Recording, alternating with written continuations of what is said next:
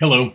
Sorry about that. I realized I had a speaker on another computer, and then we would have gotten this miserable feedback.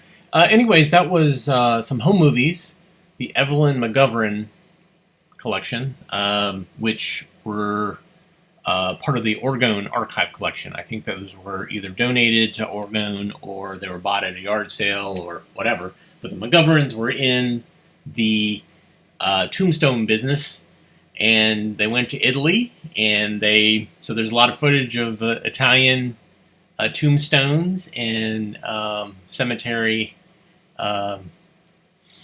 stonework. I'm not sure of the time on this. One way to tell, which I don't have handy, would be to look at the edge code, if this was shot on a Kodak stock, and then we could try to figure that out. But 20s, 30s, maybe. I'm really not sure. What makes it hard is I don't know fashion. If there were a couple of cars in there, but I can't really ID. And then once you go to Europe, man, forget it. It's all bets are off, because Europe, depending on where you are in Europe, it could be the 1800s looking, because people are in horse-drawn carts, and the buildings were built in the late 1800s or earlier. So it's hard to kind of date stuff like that. But it's interesting nonetheless. I really enjoy looking at this. And some people were talking about, in some of the comments, the still, a still image and of people standing still. And part of that is because a lot of people that were shooting home movies and a lot of people that were being shot in home movies were used to photography, like still photography, where you had to stand still. And they weren't used to the idea that they could move and the camera would capture them and not go out of focus. So it's funny to see, occasionally you'll see with home movies, somebody standing still, and then you can tell the cameraman's like, move. There was this one series of home movies I transferred where it was this old woman, and she was just kind of standing there, and she was really old back in the 40s, so she was probably in her 80s or 90s. I mean, we can't really tell with age, but she would just stand there, and then at some point she would you could tell that she was listening to the camera person who was saying move, and then so she would just kind of walk towards the camera. And normally I don't notice that, but it was lots of shots of that, of old relatives standing still next to a car, and then they would just start moving forward and move towards the camera. So it was really kind of funny. Wow, lots of stuff to see today. This one is awesome, but it has some regrettable World War II racist stereotypes in it.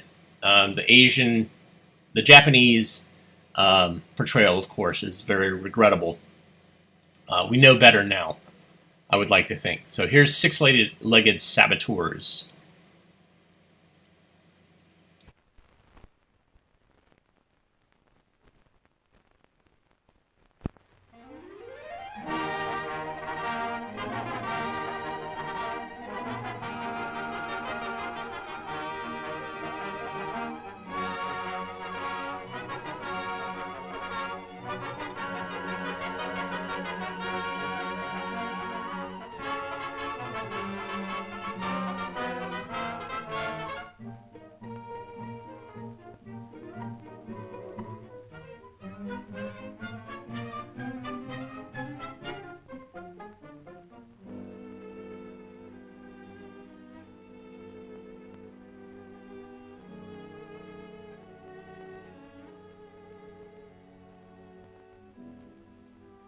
Heil Adolf!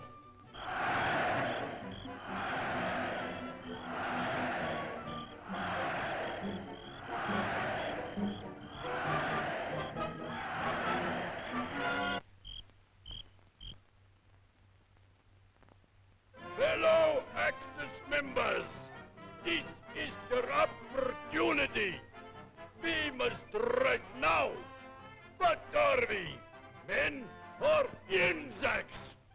We mosquitoes. Us, the super insects. This is our pledge. will do at least $150 million damage to America this year.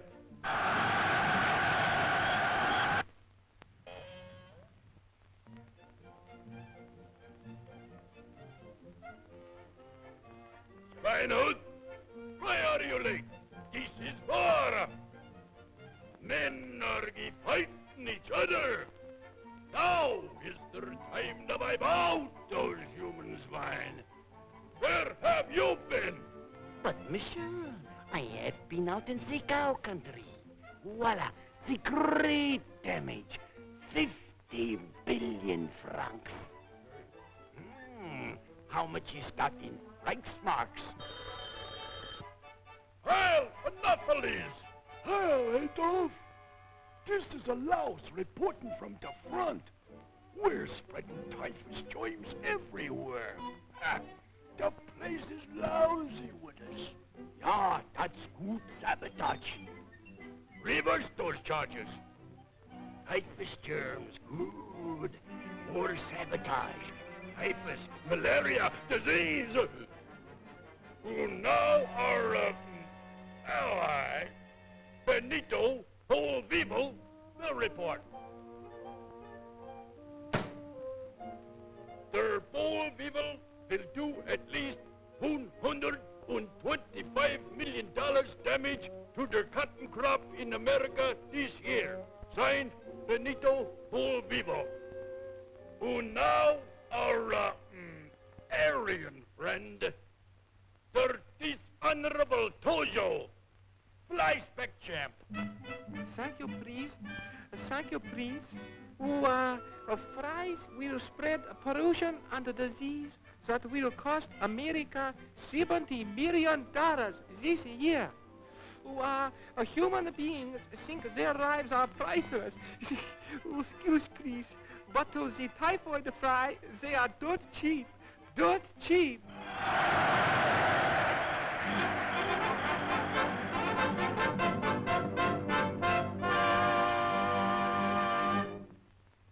Of course, all that was just a lot of tomfoolery. Maybe you think it's funny, but don't get the idea that this insect access business is a joke, something we can laugh off. Listen to what one of the world's most venerable scientists has to say about this. Of all the living creatures on this earth, the insects are the worst enemies of mankind.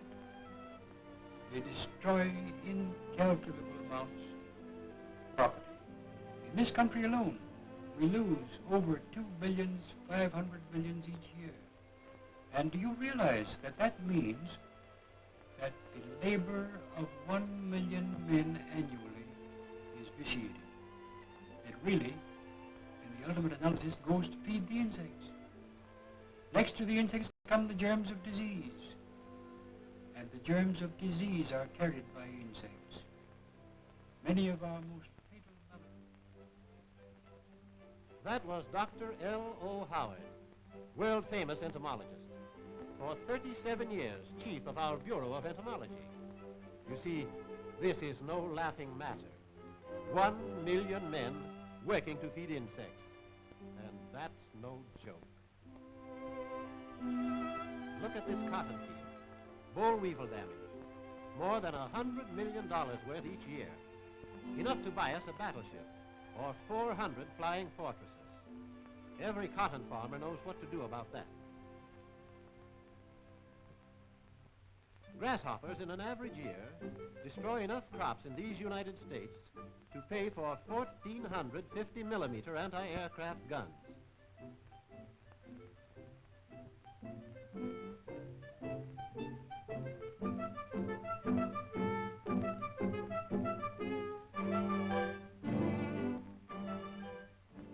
Each year, screwworms do damage to livestock in the south and southwest equal to the cost of 5 modern destroyers or 500 fighting planes. Smear 62 is the remedy.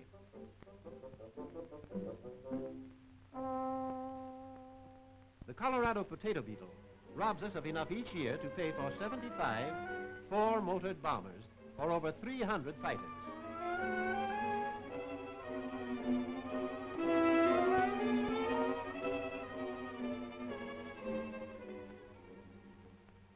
The housefly, carrier of typhoid and other filth-borne diseases, costs us annually enough to pay for an airplane carrier or 1,000 light tanks.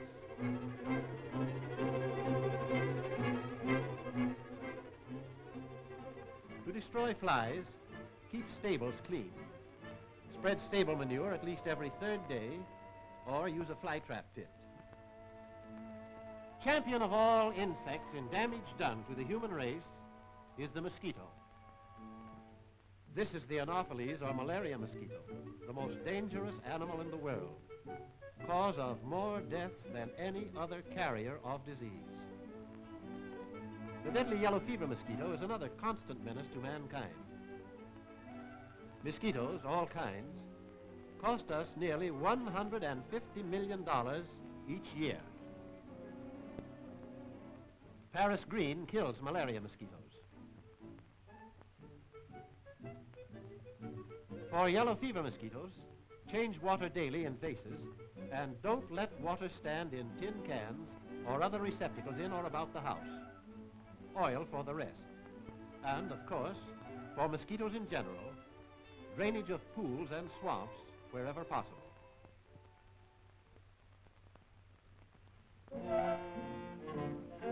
Make no mistake, this is war. Your war. Everybody's war. Don't think that it's not important. Remember, insects rob us of $2,500,000,000 a year, to say nothing of countless human lives. If all that could be saved, it would buy 30 battleships or 10,000 flying fortresses a year. It would buy 15,000 Billy Mitchell bombers.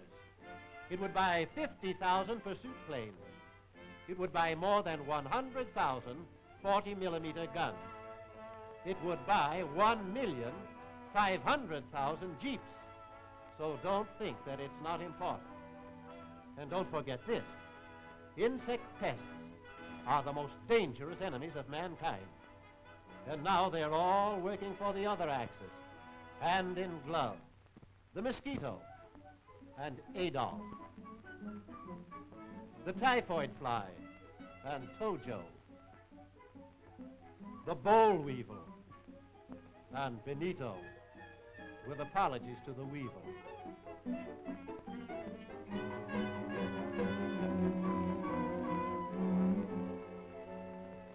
It's your business to see that these six-legged saboteurs don't rob us of the food and manpower so urgently needed to win the war.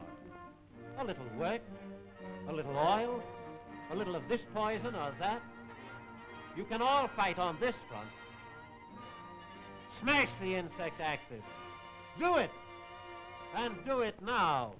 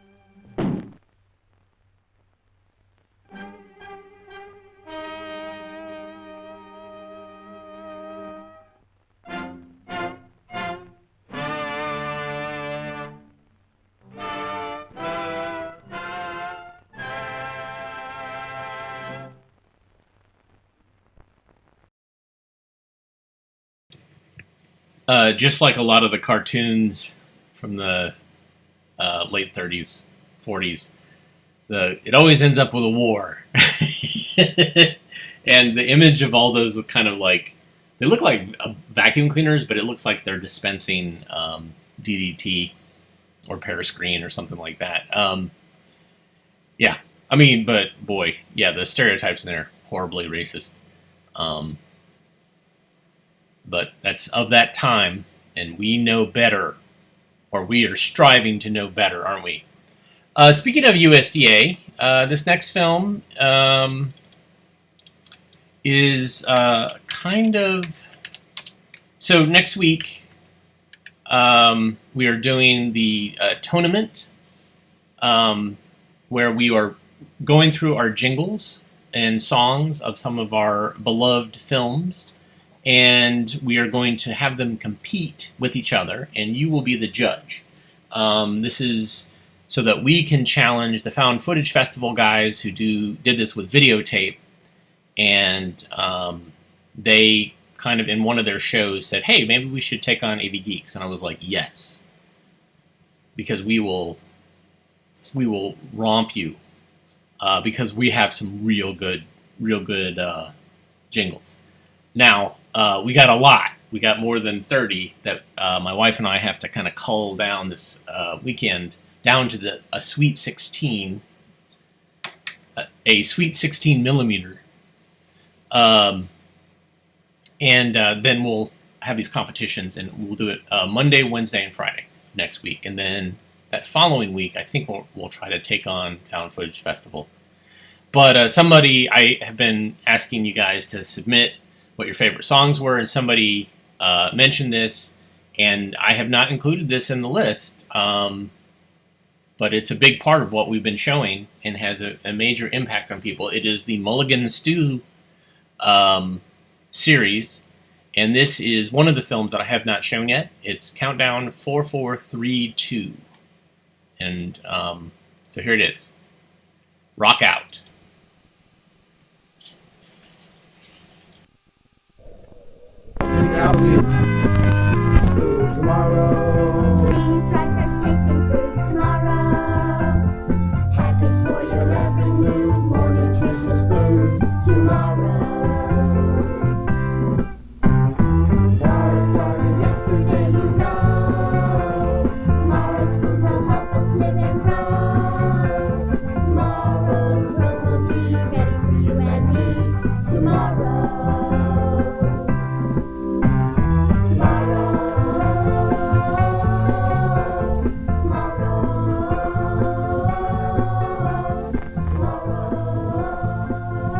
Where do you think food will be going tomorrow to help feed the world population? Well, this is a very serious problem because, you know, we have 3 billion people in the world today. And by the year 2000, we're going to have 6 billion. And that means that we've got 30 years to duplicate our food production. That's taken us centuries to develop. And so this is where space is going to come in handy. So there's really kinds of food in all kinds of places in the country, in the oceans, and on the deserts, provided that you irrigate them, and in land that's not being farmed now because we don't know about it. But the space program's going to help us find out, hey, there's some land down there, we've taken pictures of it, it's got the water, it's got the climate, go grow things on it. We can put sensitive sensors on board a spacecraft that can look down at the land and can not only tell you whether the land is tillable, but actually what kind of crops will grow there. And we can search for water and for minerals and for oil from space. We can do a lot of things from space that will help us grow food.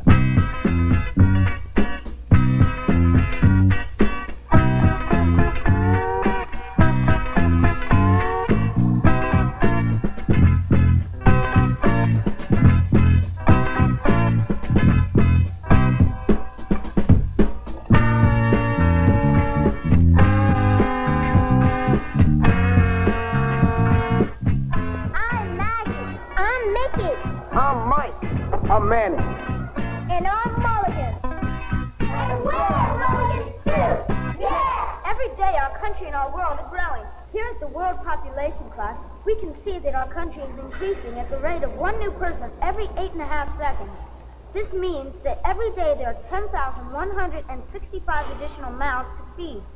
10,165 new people needing balanced diets to live and grow.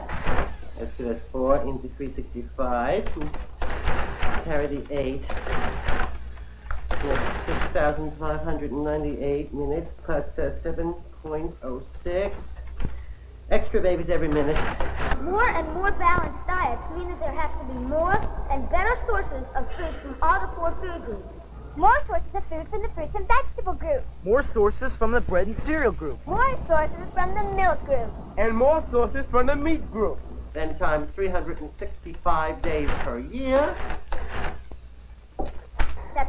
1,460 servings from the fruits and vegetables group every year. That's 1,460 servings from the bread and cereal group every year. That's 1,095 servings from the nut group every year. And 730 servings from the meat group every year. How did you know that? That's 4,432 every day.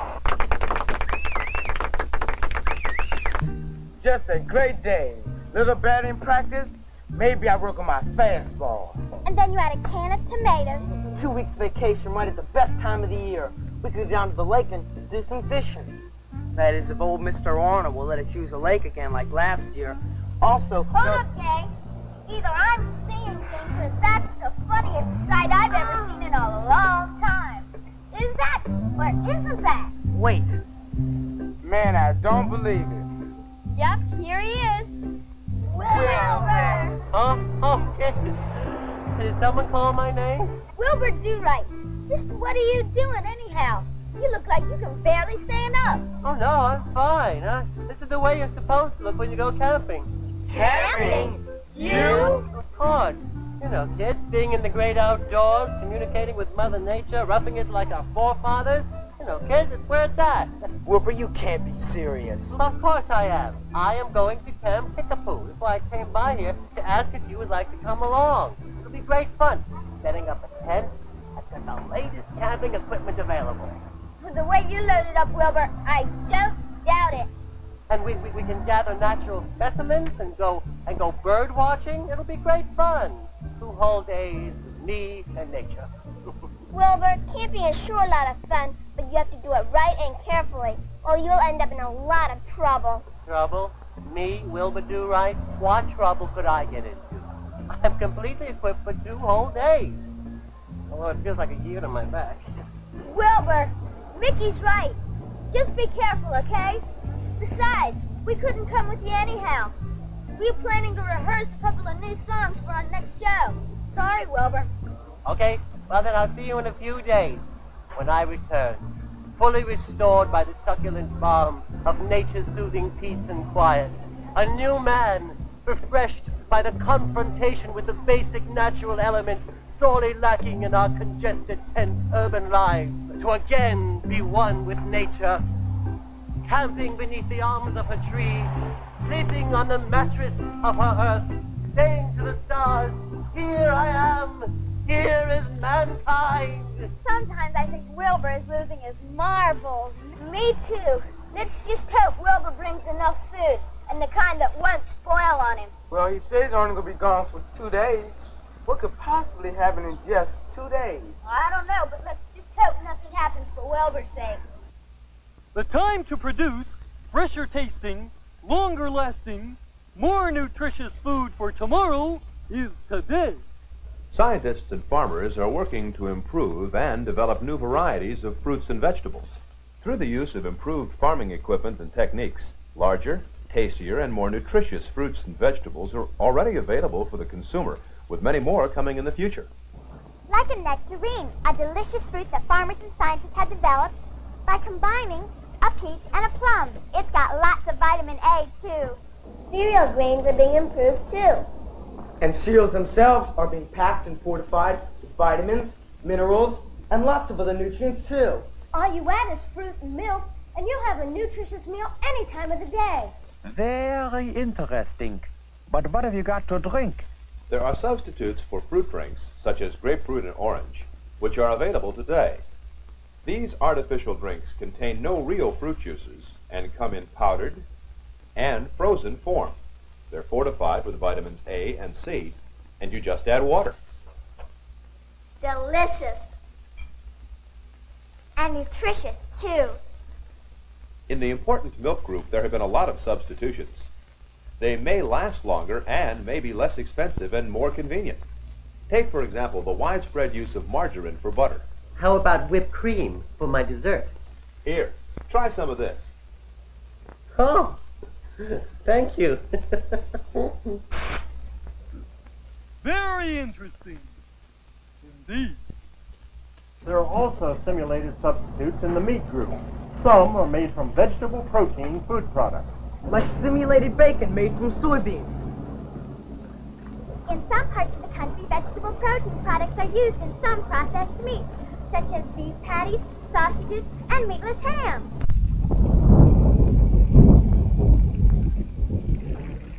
Gee, listen to that thunder. The storm isn't very far away. Well, that's why it's extra great that we decided to cook up our positively super favorite special dish. The Mulligan Stew.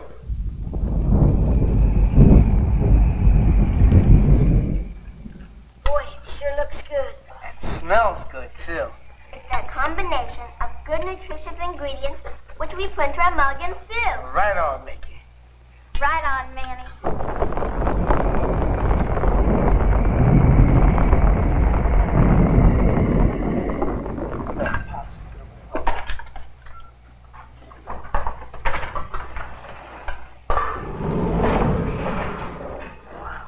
Gosh, Danny, that storm sure is getting buzzing. The radio said it was over the natural forest. The natural forest? They also...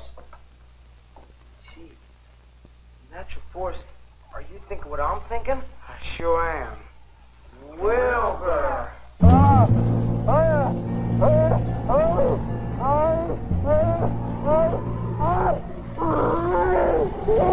That's right, Wilbur's camping in the forest in this storm. All by himself. Alone. Let's turn on the radio. Maybe there's a late weather forecast.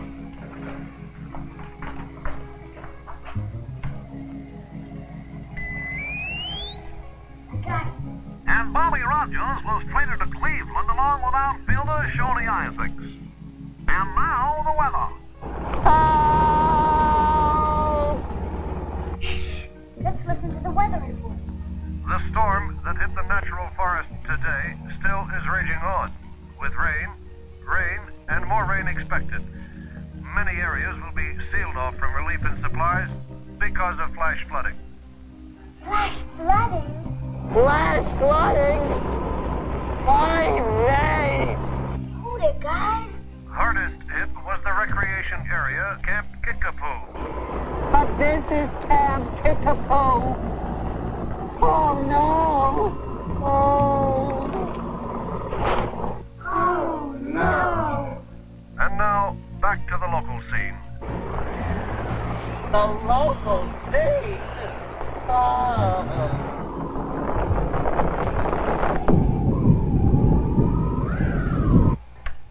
We gotta do something about Wilbur. But what? They said that no one can get in or out of there. That's right, and Wilbur doesn't have enough food to last him the whole week. He may have to stay there. No food? Wow, what do we do? Well, first of all, we've got to find a way to get food into Wilbur. Hey, I can go to the airport and check with the helicopter pilot there. He can help us. Great, Manny. Good thinking. Then we got to find out what foods to send him. Foods that'll last and will be easy to pack together. Foods to last Wilbur 2 weeks if necessary and be easy to fix, even for Wilbur. He'll need foods from all the 4 food groups to give his body the necessary nutrition he needs. And that's exactly our problem.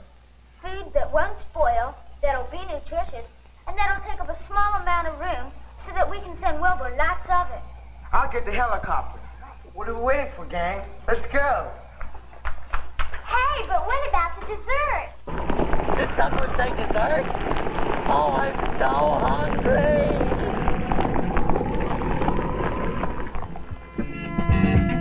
Everybody's body needs vitamins, proteins, carbohydrates, and fats.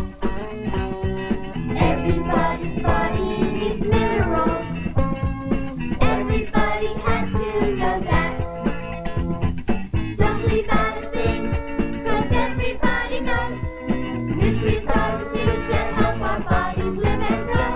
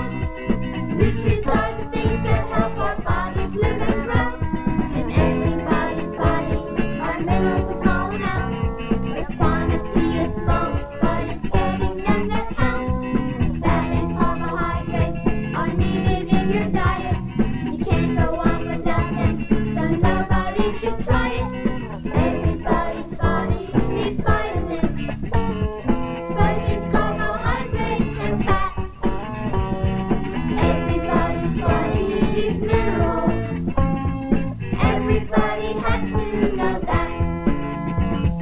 Everybody has to know that. Everybody has to know that. Everybody has to know that. Today we are developing new methods of getting food from the sea. Scientists using new underwater equipment are harvesting foods and fish from the sea just as the farmers raise and harvest their crops and livestock here on dry land. So, just as farmers engage in agriculture, sea farmers engage in aquaculture. Simple seaweed will be an important food source of the future. Seaweed is surprisingly high in nutritional value. It has all the essential vitamins except vitamin C and is high in potassium and iodine. Fish has just as much protein as meat, baby. And protein makes you look and feel strong and cool. Fish has become increasingly important as a present and future nutritious food source. And with modern fishing boats, sea farmers will be able to harvest vast ranches of fish beneath the sea. Ranches? You mean with cowboys and horses? Well, not quite with horses, but there will be giant fish farms with vast herds of fish. The sea ranchers may use trained porpoises and dolphins to lead the herds of fish, just as sheep farmers use big furry sheepdogs. Right on! Salt is taken from the seawater in huge water processing plants, and then pumped through deserts and dry plains, producing fruits, grains, and vegetables where nothing has ever grown before. More land means more and better crops, providing us with fruit and vegetables, grain, and protein sources. Meat animals are being bred to produce more lean meat. And more lean meat means cost savings for better food. Crossbreeding and other techniques will produce more and better tasting meat. Meat gives us protein to make our bodies strong and healthy. They'll be able to tell us about the kind of diets they feed to the astronauts. Right, and we'll be able to find out how they manage to pack so much food for the long space flights in such a small capsule. Right, and at the same time make it good tasting and nutritious, too. That's exactly what we're going to need to help Wilbur. Well, you've been cleared to see the space flight food experts dislocated in building F. Thank you. Thank you. So you see, Dr. Smith, we thought that some of the problems that you have to solve in planning the menu for the astronauts might help us. Well, actually, I guess our problems are quite similar in that our food has to be extremely lightweight and has to be stowed in a very small volume and highly nutritious and easy to consume without a lot of preparation, a lot of time involved. So actually, I guess some of our problems are similar. We have one problem that you wouldn't have, and that's weightlessness. We have to, everything we design must go into it's going to be flown in orbital flight, and there's no gravity to hold the food to the plate or to the spoon, or so we have to design special packages to ensure that the food can be consumed without floating around and getting into the equipment. Do the astronauts get to choose from a large variety of food? Well, yes, actually we have about 120 foods that they choose from. We'll show you how we go about this and how they select their foods here. But primarily, we try to determine what the astronauts' basic food habits are. We talk to their wives. We, much in the manner that we'll go through here today, we go through and let them eat the food and find out what they like and dislike, and then develop a menu that is nutritionally balanced and will provide them with the necessary nutrients for a specific mission. How are the astronauts' food prepared and packaged? It varies with the mission. Of course, in Apollo, we dehydrate almost all of the foods to reduce the weight and make them shelf-stable without refrigeration. We use a flexible package so that it can stow food items in small crevices and very small, limited volumes. Where can we find food similar to those found at NASA on the space station? Well, of course, we try to use foods that are very much like what the astronauts are used to, so many of our items are right on the grocery shelves. We have freeze-dried soups, dried beef, fruit juices, and beverage powders that are available in the grocery store. And we adapt a lot of them. Some of them we do not adapt. It's only with a special type of packaging that we might put on it. There's quite a large number of the items that we use that are in everybody's grocery store.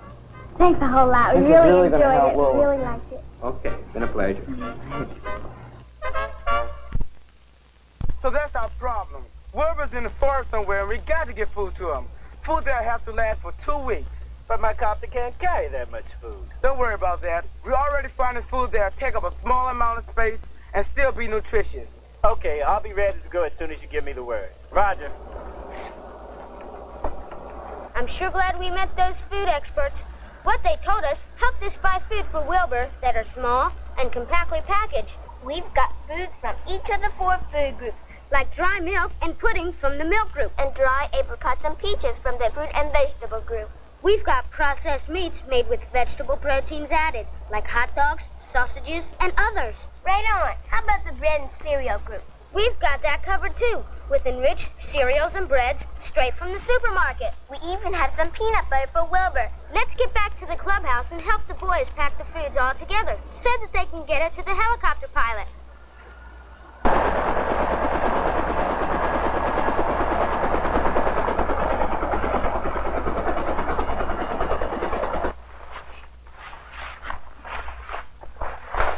Over here, Mulligan. Straighten that out a bit. I gotcha. First, let me untangle this rope. Hey, here come the girls with some more food.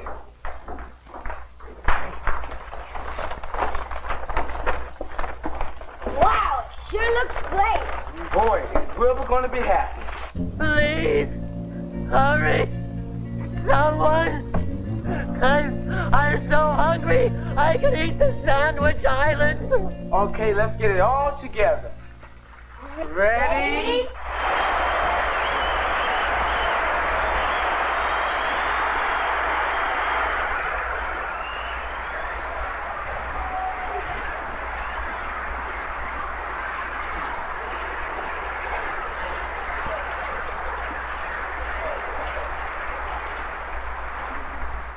Well, gang, we did it. Let's take it down to the helicopter. There's enough food in there to last over 2 weeks if necessary.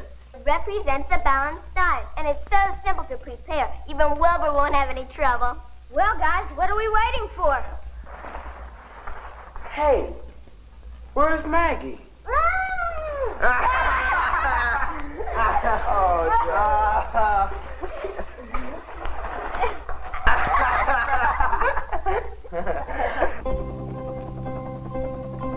I made a couple of passes over the area, and I think I spotted him. You sure? Yeah, he was walking around in a circle, holding his stomach like he was real hungry. That's Wilbur, all right. Okay, I'll let you know how I make out. Right.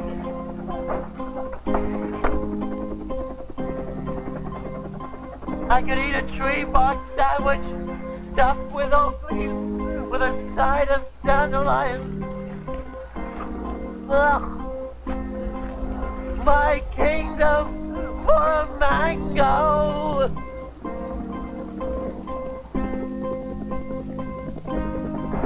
A helicopter, come to save me. Help! Here!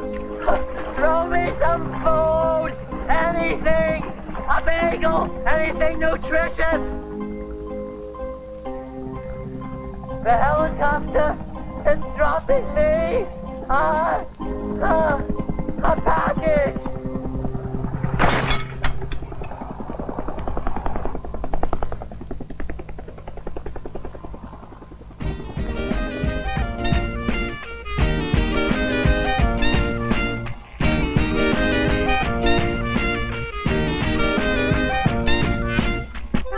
Now, let's see. That's 4 servings from the bread and cereal group. And that's 4 servings a day from the fruit and vegetable group. 3 servings a day from the milk group. And 2 servings a day from the meat group. Now, for my repast. But first...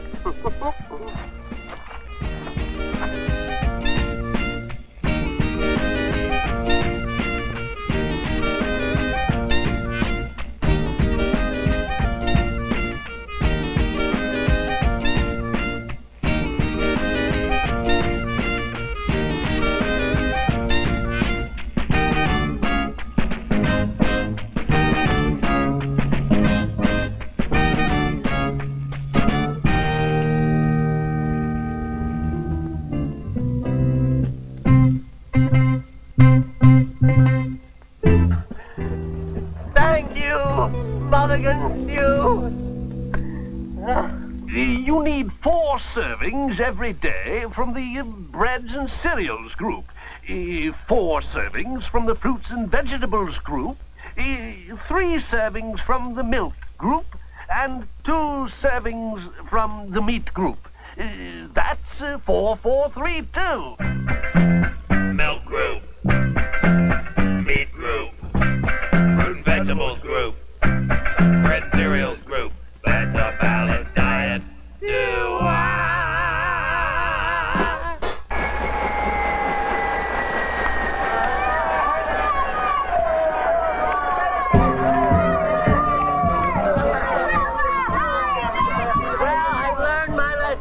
Always be prepared. A good planner and a good camper. A station time saves 9. Early to bed and early to rise. Really, Wilbur? To look to the future for nutritious good food. I'll make sure I always have food from the 4 food groups, so that even if I'm stranded, I'll have a balanced diet. And make sure you take enough food just in case. Oh, there's no problem. After all, now they have dehydrated foods and freeze-dried foods. Oh, heck. I know all that stuff. After all, I'm an advanced camper. Well, not exactly an advanced camper.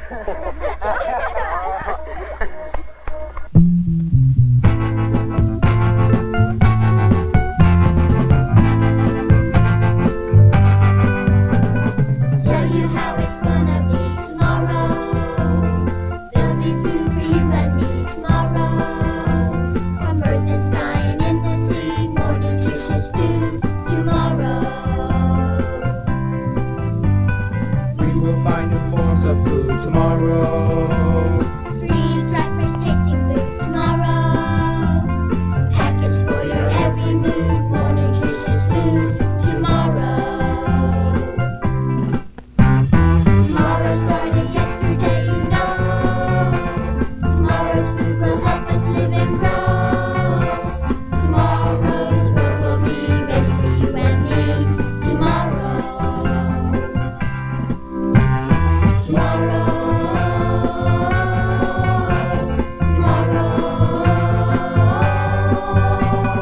Feed the people better grades tomorrow. Grown on distant plains tomorrow. Moved by faster trains and planes, more nutritious food tomorrow.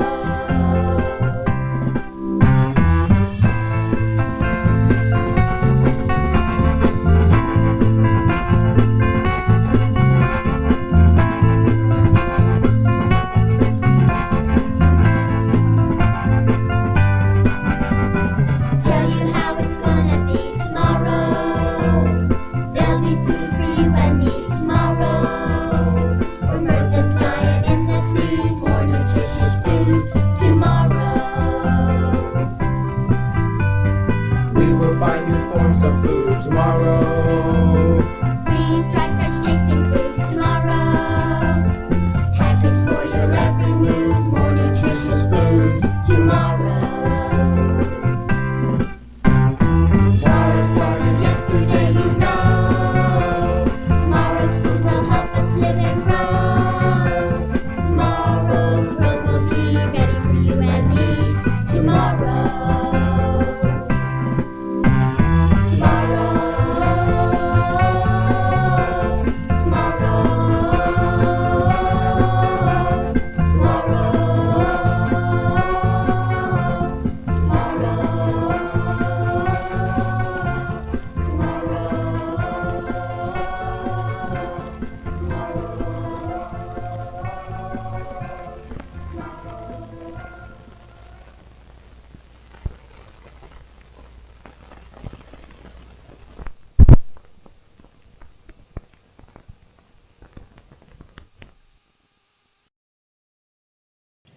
So that's an episode of Mulligan Stew, made by the 4-H. What is it? I used to be in 4-H. What is it? 4 heart, 4 health, 4 head.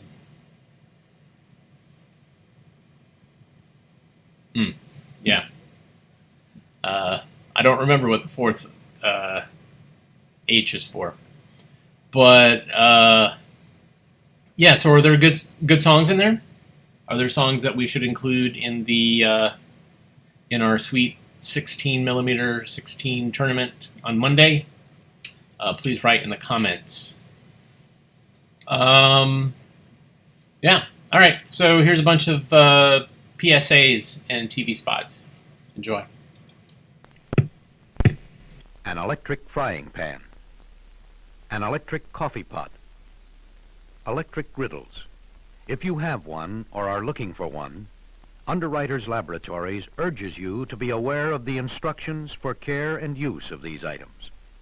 Some are made so they may be immersed in water. Others aren't, but they are so marked.